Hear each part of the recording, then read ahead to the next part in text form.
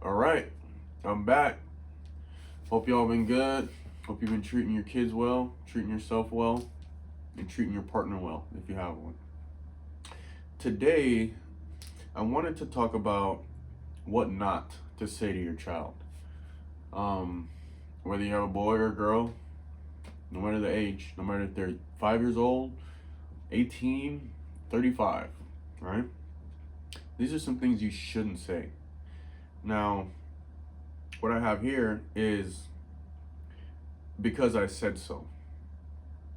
Um, the reason why we shouldn't say that is because it shuts down curiosity and teaches obedience over understanding. Instead, try, here's why this matters, or I need you to trust me on this one. I'll explain later.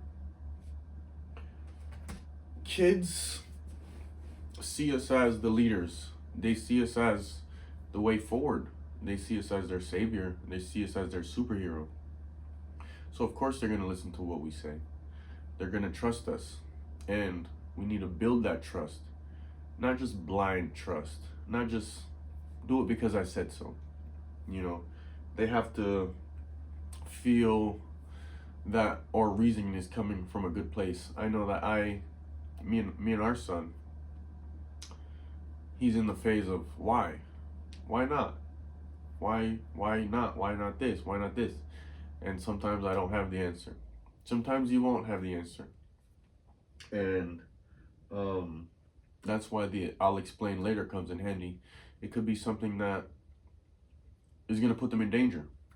Hey, son, don't walk down the stairs backwards. Why? Why not? Well, you could get hurt. How? And he also says that too. But how? You know, but how? But how this? But how that? So, kids might not see the immediate danger of things. And it's our job as the adults to know the danger and to steer them away from it. So just remember that. Second thing I have here is stop crying. You're fine. Now, the reason why we should not say this is because it invalidates emotions and teaches kids to suppress their feelings instead of processing them. Instead, we should say, I see you're upset. Let's talk about it.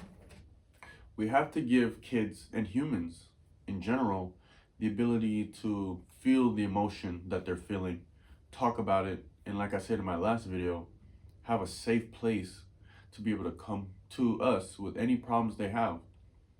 Because the last thing we want is for them to go to a stranger, go to somebody that they might look up to online instead of feeling safe and going to their parents, right? It's not okay to just shut them down and say, hey, toughen up. I know maybe that's how you were raised. I know that's how I was raised. There wasn't a lot of room to feel, especially as a man. I grew up in Kingston, Jamaica. It wasn't a place where boys could really cry, show emotion. And I think it's so important, at least my partner, she's taught me that it's important for Angelo to come to us and share his feelings, to be able to let it out, to be able to talk to us about anything, anything, absolutely anything, right? We need to build that safe place for our child so they can come to us and let it out. Let it out, yeah.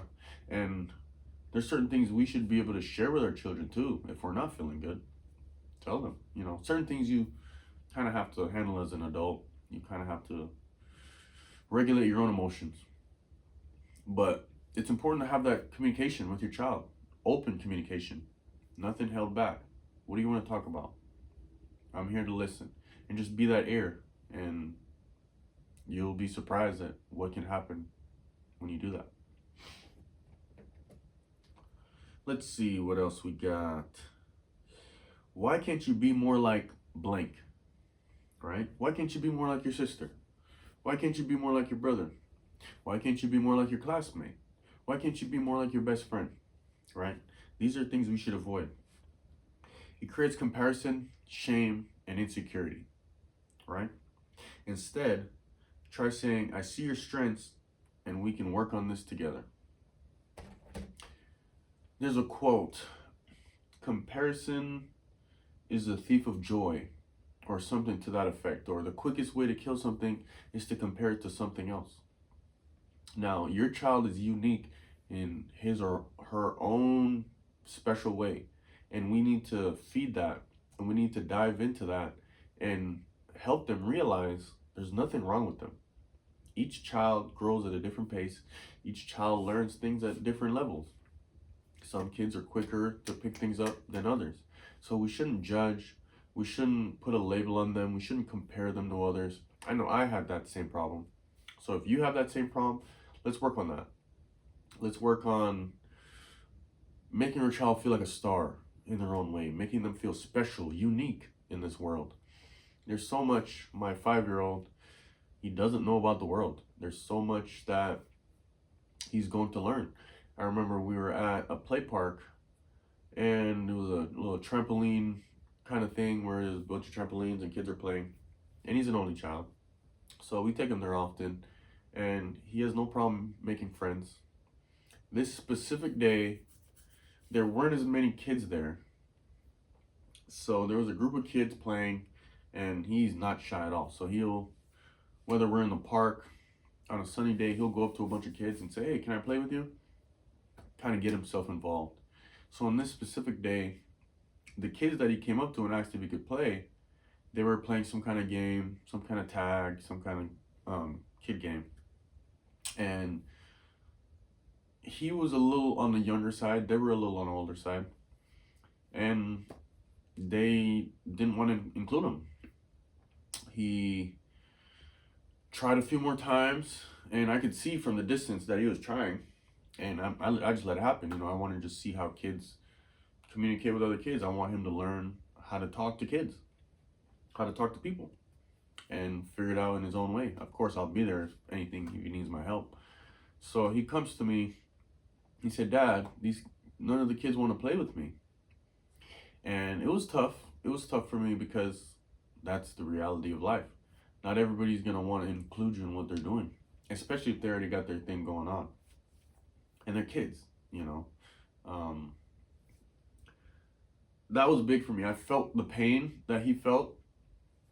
And I just told him, not everybody's going to want to include you. I just told him like it is. Not everybody's going to want to include you in what they're doing.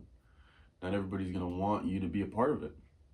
He's been in situations where he's asked kids to play with them, and they play with them, and they became great friends that day and stayed with him the whole time. And that was what he was used to. So getting that rejection, that's what I think of it as rejection, is very important to learn how to deal with that rejection. It's very important to learn how to say, you know what, that's okay. That doesn't change anything about me. That doesn't make me less than. I'm still awesome. These kids, nothing wrong with them either. They just don't want to play with me. So I either have to play with myself, find a different group of people, find one person that wants to play with me, or play with my parent. So in that situation, yeah, I laced my boots on, put on my jump socks, and we got to playing with each other, you know. So I think it's very important to let your child know they're awesome. They're a superstar, right? They're your superstar. They're their own superstar. And they have to believe that. And they have to realize that it's okay. That's just how the world is. You're not going to be accepted everywhere you go. And you find your people, and your people find you. And that's just how life works. So if you've ever had your child feel excluded in an event, in school, at home, at the park, just remind them they're special, they're awesome, there's nothing wrong with them. Okay? All right, guys. We'll talk to you later.